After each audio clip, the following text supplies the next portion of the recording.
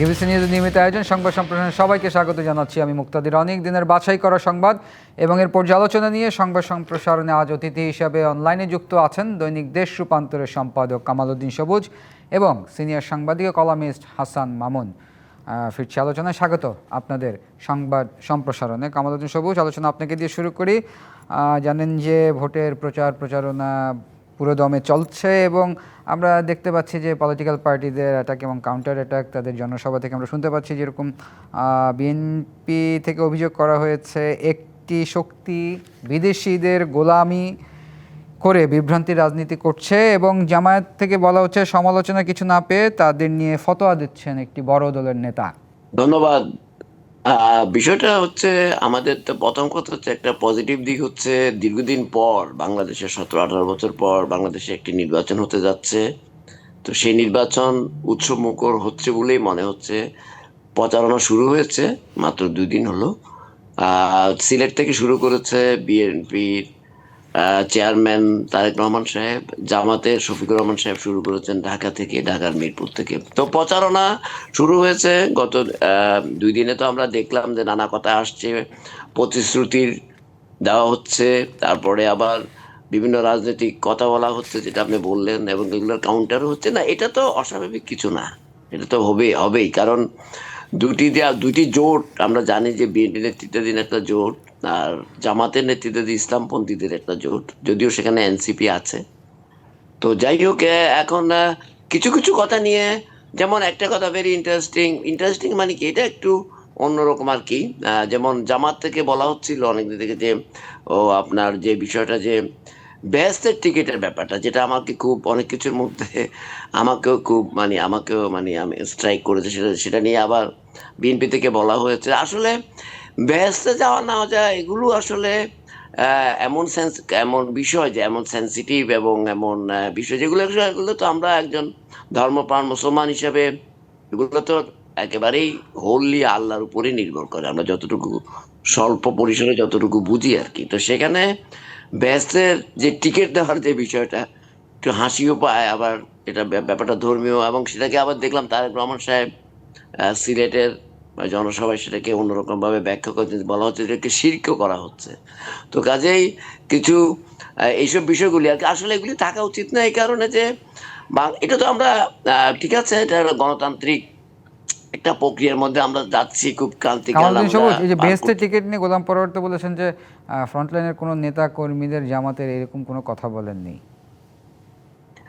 না, কিন্তু এটা নিয়ে তো আপনার আলোচনা বেশ কিছুদিন ধরে হচ্ছে, এবং তারেক রহমান সাহেব নিজেই সিলেটের জনসভায় আপনি জেনে থাকবেন যে সেটা নিয়ে আপনার কথা বলেছেন। তো এবং কথাটা হচ্ছে যে আমার কথাটা হচ্ছে যে বাংলাদেশের একটি সুস্থ যে রাজনৈতিক ধারার যে প্রবর্তনের যে আমরা যে পথ দেখছি, সেটা যাতে কোনোভাবে বিঘ্ন না ঘটে। কারণ এই যে বিএনপি, জামাত, এরা সবাই তো, এবং ছাত্র জনতা সবাই তো ফেসিবাদ বিরোধী যে আন্দোলন হয়েছে, সবাই তো এখানে শরীক ছিলেন, এবং দীর্ঘদিন তারা বিভিন্নভাবে তারা নির্যাতিত হয়েছেন, তারা গুম এবং হত্যাকাণ্ড, এক্সট্রা জুডিশিয়াল কিলিং এর শিকার হয়েছে। কাজেই আমরা মনে করব যে গণতান্ত্রিক প্রক্রিয়া তো এগুলি আলোচনা সমালোচনা হবে, জিতার জন্য চেষ্টা করা হবে। তবে সেই নির্বাচন, এবং আমরা এটাও দেখলাম কালকেই, আপনার নির্বাচন কমিশন বলছে যে একটি অভিযোগ উঠেছে জামাতের বিরুদ্ধে, যে ওনারা এনআইডি এবং উপহার সামগ্রী দেওয়ার জন্য বিকাশ নাম্বার, আপনি জেনে থাকবেন সেগুলো। তো এগুলো বলছেন যে এগুলো তারা তদন্ত করছেন, যদি এর কোনো সত্যতা খুঁজে পান তাহলে এর বিরুদ্ধে ব্যবস্থা নেওয়া হবে। এখন কথা হচ্ছে যে আচরণবিধির কথা তো সবসময় বলা হয়, অতীতেও আমরা দেখেছি, কিন্তু আচরণবিধি অনেক সময় দেখা যায় অনেক রাজনৈতিক দলের অনেক প্রার্থীরা এটা ভঙ্গ করেন। এখন এই নির্বাচন কমিশন কতটুকু এটাকে কন্টেইন করতে পারবেন, এটাকে থামাতে পারবেন, সেটাই দেখার বিষয়। সবচেয়ে বড় কথা হচ্ছে যে বাংলাদেশের আগামী 12ই ফেব্রুয়ারি যে নির্বাচন হবে, সেই নির্বাচনে যে দলই জিতুক, কথাটা হচ্ছে যে সেই নির্বাচন যাতে উৎসব মুখর হয়, সবাই যাতে ভোট দিতে পারে, যেটা 17-18 বছর অনুপস্থিত ছিল মানুষের মধ্যে। মানুষ তার ভোট দেওয়ার ব্যাপারটাই ভুলে গিয়েছে, এবং ভোটের যে ব্যবস্থা, নির্বাচনের যে ব্যবস্থা, সেটাই ভেঙে পড়েছিল, সেটাই তো আপনার নির্বাচনে চলে গেছে। আমরা বাংলাদেশের মানুষ সেটাকে আবার পুনর্জীবিত করতে চায়, আর এর অন্যতম আমরা একটু হাসান মামুনের কাছে যাই। কামাল উদ্দিন সবুজ, আপনার কাছে ফিরবো। হাসান মামুন, একই প্রশ্ন আপনার কাছে। আমি সবুজ ভাইয়ের সঙ্গে একমত। একমত এই অর্থে যে নির্বাচনটা হতে যাচ্ছে, এটা হচ্ছে বড় স্বস্তির বিষয়। এখন পর্যন্ত নির্বাচন নিয়ে শঙ্কা তো বিভিন্ন পর্যায়ে মানুষের মনে ছিল, এমনকি তফসিল ঘোষণার পরও ছিল। তো নির্বাচনী প্রচারণা শুরুর ভেতর দিয়ে এই শঙ্কাটা মানে কেটেছে বলা যায় অনেকখানি। তারপরও অনেকে বলে যে 111-এর সময় তো মাত্র 10 দিন আগে নির্বাচন বানচাল হয়ে গিয়েছিল। তবে আমার মনে হয় না যে এরকম কোনো সম্ভাবনা এখন আছে। কারণ 111 যাদের তরফ থেকে হয়েছিল, সেনাবাহিনীর একাংশের তরফ থেকে, সেনাবাহিনীতে কিন্তু সেই রকম প্রবণতা দেখা যাচ্ছে না, অন্তত আমরা বুঝতে পারছি না। সেনাবাহিনী খুবই পেশাদার একটা অবস্থান নিয়ে আছে, তার নিরপেক্ষতা নিয়ে কোনো প্রশ্ন নাই। তবে সরকার এবং ইসির নিরপেক্ষতা নিয়ে প্রশ্ন কিন্তু সব পক্ষ তুলছে, এই পক্ষ তুলছে, ওই পক্ষ তুলছে, মানে যারা প্রতিদ্বন্দ্বী। তো এতে আবার অনেকে মনে করেন যে তারা নিরপেক্ষ আছে, নিরপেক্ষ আছে বলেই প্রশ্ন দুই পক্ষ থেকে উঠছে। তো আমাদের তত্ত্বাবধায়ক সরকারের সময়েও আমরা যে তিনটা নির্বাচন, আমরা যদি 2008 বাদও দিই, সেই তত্ত্বাবধায়ক সরকারের সময়ও কিন্তু, বিশেষ করে দ্বিতীয় এবং তৃতীয় তত্ত্বাবধায়ক সরকারের সময়, আহ, যারা হেরেছিল তারা কিন্তু প্রশ্ন তুলেছে, এবং যারা একটু কোণঠাসা অবস্থায় ছিল বা চাপের মুখে ছিল তারা বারবার ওই লেভেল প্লেয়িং ফিল্ডের প্রশ্ন তুলেছে। তো এই সব প্রশ্ন উঠবেই। এইসব প্রশ্ন ওঠাটা আমাদের যেন একটা স্বভাবের অন্তর্গত হয়ে গেছে আর কি, অভিযোগ করাটা। তো অভিযোগ চলুক, অসুবিধা নাই। অভিযোগের নিষ্পত্তিও হোক। আবার সব অভিযোগের নিষ্পত্তি হবে না, এটাও ঠিক। নির্বাচন কমিশনের সক্ষমতার প্রশ্ন আছে। আমাদের প্রশাসনের মধ্যে তো পুরো পক্ষপাতমুক্ত অবস্থান কখনোই ছিল না, এখনো থাকবে না। গণ অভ্যুত্থানের পরে সব দলই প্রশাসনকে প্রভাবিত করার চেষ্টা করেছে। সরকার পক্ষে থাকলে সরকারের প্রশংসা করেছে, সরকার একটু বিরুদ্ধে গেলে সরকারের নিরপেক্ষতা নিয়ে প্রশ্ন তুলেছে। তো আমরা শেষ পর্যন্ত দেখতে চাইব যে নির্বাচনটা হচ্ছে এবং শান্তিপূর্ণভাবে হচ্ছে। শুধু টেকনিক্যালি সুষ্ঠু হচ্ছে তা না, রাজনৈতিকভাবে নিরপেক্ষ হচ্ছে, এটা আমরা দেখতে চাইব। এই নির্বাচন পর্যবেক্ষণে কিন্তু বিদেশ থেকে প্রচুর পর্যবেক্ষক আসছেন। ইতোমধ্যে ইইউর একটা অগ্রবর্তী দল দেশে অবস্থান করছেন, এবং তারা কিন্তু টেকনিক্যাল দিকগুলো দেখছেন, যেমন মনোনয়নপত্র বাতিল হওয়ার পরে যে নিষ্পত্তি হচ্ছে, আপিল নিষ্পত্তি, সেগুলো তারা কিন্তু মানে মনিটর করছেন, জি অবজার্ভ হাসান করছেন। মামুন, আমরা বিরতি থেকে তো ফিরে এসে হ্যাঁ, আলোচনা করছি। আমাদের একটি আচ্ছা বিরতির সময় হয়েছে, প্রিয় দর্শক, সংবাদ সম্প্রসারণের একটি বিরতির সময় হয়েছে, সঙ্গেই থাকুন। বিরতির পর আবারও স্বাগত সংবাদ সম্প্রসারণে। আমাদের সাথে অনলাইনে যুক্ত আছেন কামাল উদ্দিন সবুজ এবং হাসান মামুন। ফিরছি আলোচনায়। হাসান মামুন, জামায়াতের আমির আজকে বলেছেন যে জামায়াত বাংলাদেশকে আফগানিস্তান, পাকিস্তান বা ইরান বানাতে চায় না, বরং গর্বের বাংলাদেশ হিসেবে গড়তে চায়। ঠিক আছে, জামায়াত তো এই বক্তব্য দিতেই পারে। এবং জামায়াতকে আসলে যদি ক্ষমতায় আসতে হয় তাহলে এই ধরনের কথাই বলতে হবে। জামায়াত তো বলবে না যে আমরা আফগানিস্তান বানাবো, তাই না? তবে যেমনটি যে মানুষ, প্রচলিত আইনে দেশ চলবে, এরকম। হ্যাঁ, জামায়াত তো এই যে শরিয়া আইন প্রয়োগ করবে না এই কথাও বলেছে। এবং এই কথা ঘিরে কিন্তু জামায়াত জোটে গন্ডগোল বেঁধেছে আর কি। এই যে ইসলামী আন্দোলন বেরিয়ে গেল, তারা কিন্তু এই অভিযোগ করে বেরিয়ে গেছে যে আসন সমঝোতা নিয়ে জটিলতা ছিল, আবার আদর্শগত প্রশ্ন ছিল, অথবা আদর্শগত প্রশ্নটা তারা তুলেছে যে জামায়াত তো শরিয়া আইন প্রয়োগ করবে না। ইসলামী আন্দোলন কিন্তু আদর্শগত দিক থেকে জামায়াতের চেয়ে কট্টর। আমরা হয়তো জামায়াতকে অনেকে বেশি অপছন্দ করি বলে ওইটা বলি না, কিন্তু সত্য কথা বলতে গেলে তারা অনেক বেশি কট্টর দৃষ্টিভঙ্গিগত দিক থেকে। যেমন হেফাজতে ইসলামও কিন্তু জামায়াত ইসলামের চেয়ে বেশি কট্টর ছিল, যদিও হেফাজতে ইসলাম হাসিনার কাছাকাছি চলে গিয়েছিল, জামায়াত হাসিনার দ্বারা আক্রান্ত হয়েছিল। তো এইগুলো হচ্ছে আদর্শগত জায়গা না, এগুলো হচ্ছে মানে টেকনিক্যাল জায়গা, মানে আমার সুবিধা অসুবিধা বিচার করে বক্তব্য রাখা বা অবস্থান নেওয়া।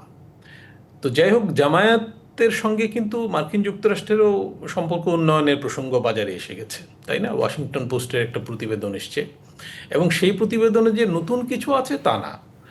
যুক্তরাষ্ট্র কিন্তু অনেক আগেই জামায়াতের সঙ্গে এঙ্গেজড হয়েছে, 2023 সালে, কিংবা 2008 সালেই জামায়াত কিন্তু নির্বাচনের আগে বলেছিল যে তারা শরিয়া আইন করবে না। এবং তারা এখন কিন্তু ওই যে সৎ লোকের শাসন চায়, আল্লাহর আইন চায়, এটা খুব বলে না। তারা কিন্তু কল্যাণ রাষ্ট্র প্রতিষ্ঠা করবে এটা বলে, মানে ইসলামী আধুনিক কল্যাণমুখী ইসলামী রাষ্ট্র করবে, এই কথাই জামায়াত বলছে। এবং জামায়াত কিছুদিন আগে যে অর্থনৈতিক কর্মসূচি দিয়েছে, সেই কর্মসূচি কিন্তু বিএনপির অনেক কাছাকাছি অনেক ক্ষেত্রে আমি লক্ষ্য করেছি। যদিও বিএনপির চেয়ে অঙ্গীকার একটু বেশি মনে হয়, জামায়াত একটু বেশি বেশি অঙ্গীকার করছে, সংস্কারের ব্যাপারেও অঙ্গীকার তাদের একটু বেশি ছিল, মানে অন্তত মুখে বলেছে। আর অর্থনৈতিক কর্মসূচিতেও আমরা লক্ষ্য করছি যে অনেক ক্যাটাগরিক্যালি অনেক কথা বলছে, যেমন এই যে বিদ্যুৎ বিল, গ্যাস বিল, এগুলো 3 বছর বাড়াবে না, তারপরে বেকার ভাতা, চাকরি না হওয়া পর্যন্ত সুদমুক্ত ঋণ, শিক্ষা খাতে সুদমুক্ত ঋণ, তারপরে হচ্ছে যে 60 বছরের বেশি হয়ে গেলে ফ্রি চিকিৎসা, এগুলো অনেক বেশি বেশি করে বলছে। আর ওইদিকে তারেক রহমান সাহেবও বলছেন যে 4 কোটি ওই যে ফ্যামিলি কার্ড, এটাই বেশি বলছেন। অন্যগুলো কিন্তু খুব মানে এত ক্যাটাগরিক্যালি বলছেন না। যে আমরা একটু তো কামালউদ্দিন যাই, সবুজের কাছে যাই, আপনার কাছে আবার ফিরবো। কামালউদ্দিন সবুজ, আচ্ছা একই আচ্ছা। প্রশ্ন। জামায়াতের আমির যেটা বলেছেন, পাকিস্তান, আফগানিস্তান, ইরান বানাতে চায় না।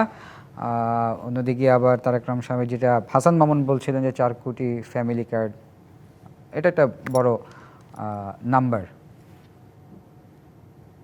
না, যেটা বাংলাদেশ তো আফগানিস্তান, ইরান বা এটা হবে না। এটা হওয়ার কোনো কারণ নাই, কারণ বাংলাদেশের মানুষের মেন্টাল মেকআপ, বাংলাদেশের মানুষের রাজনৈতিক চিন্তা ভাবনা সবকিছু মিলিয়ে আপনার এমন কোনো সিমটম আমরা এখনো ওরকম দেখি নাই। এখন জামাত আগ বাড়িয়ে বলছে এই কারণে হয়তো যে জামাত যেহেতু একটি ধর্মভিত্তিক রাজনীতির কে মানে ইয়ে করে, মানে পার্সু করে, সেই জন্য অনেকে হয়তো ভাবে এটা ভোটের রাজনীতিও হতে পারে। সেটা হচ্ছে যে তারা দেখেন জামাত কিন্তু ইসলামী শাসন ব্যবস্থা কায়েমের কথা কিন্তু এখন আর বলছে না, এবং তারা এইটা আমার মনে হয় রাজনীতিতে তারা শিফট করেছে ভোটের জন্য সম্ভবত। সেটা হচ্ছে আপনার একদিকে ইসলামিক দলগুলোর সঙ্গে তারা যে জোট বেঁধেছে, সেই প্রো ইসলামিক যেই ভোটগুলি যারা আছে, তারা ইসলাম মানে সেই ভোটগুলিকেও ক্যাপচার করা।